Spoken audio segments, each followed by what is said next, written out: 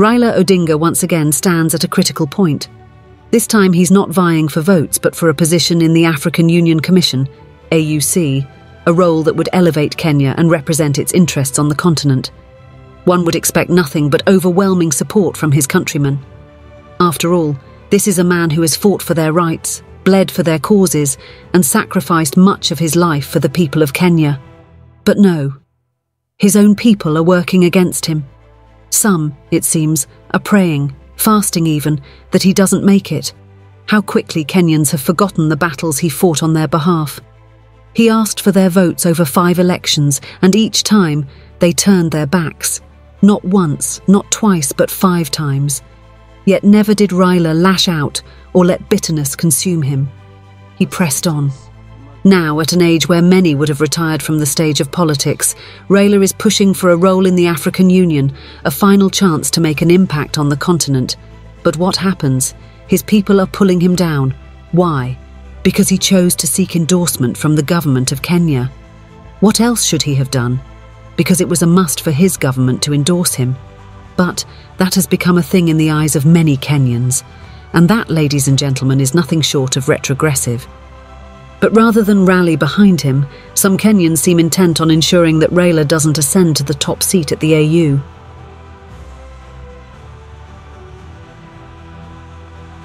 Then, on Wednesday, 2nd October, we saw something even more disheartening. Someone from Kenya went ahead and forged a post claiming to be from South African President Cyril Ramaphosa.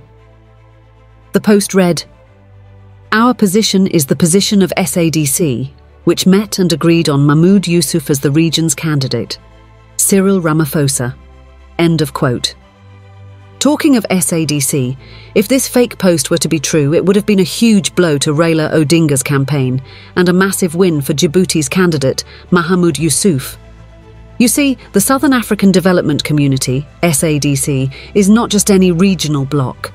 It's a powerful coalition of 16 countries that hold significant influence in African politics and decision-making at the continental level. SADC, established in 1992, includes key member states like South Africa, Tanzania, Zimbabwe, Angola, and Botswana. Its primary goal is to promote peace, stability, and sustainable economic development across Southern Africa. But beyond that, its political weight is felt across Africa. When SADC takes a position on a matter, especially when endorsing a candidate or policy, it signals unity and strength from some of the most influential nations on the continent. The bloc speaks as one voice on matters concerning regional and even continental issues, including elections and leadership within the African Union. If SADC had truly endorsed Mahamoud Youssouf, it would have dramatically shifted the balance in his favour, giving him the backing of countries like South Africa, Angola and others, while Raila would be left isolated without critical Southern African support. These countries are not just influential because of their size and economies, but because they often sway the opinion of other regions in the African Union. With SADC being a prominent pillar in African integration, its endorsement carries a certain political gravity. If they had really thrown their weight behind Youssouf, Raila's chances at securing the AU seat would have become significantly more challenging. But alhamdulillah, it wasn't true. Why? Let's find out.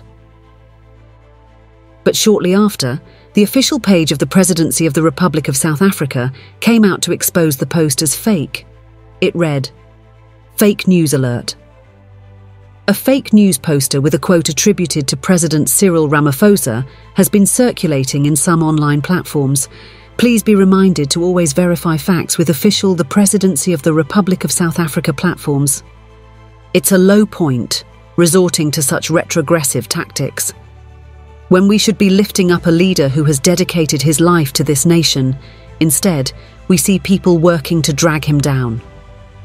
What a tragedy it is when a leader is brought to their knees, not by their enemies, but by the very people they fought for all those years. It's time we reflect on this as Kenyans, as Africans. The world is watching, and the question we should ask ourselves is this: are we ready to lose a leader of Raila's caliber simply because of our own internal divisions?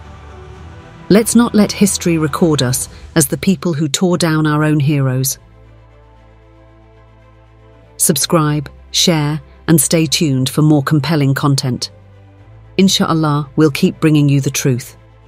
I'm Jennifer Harrison with Peter Tosh Williams. This is LifeLens TV.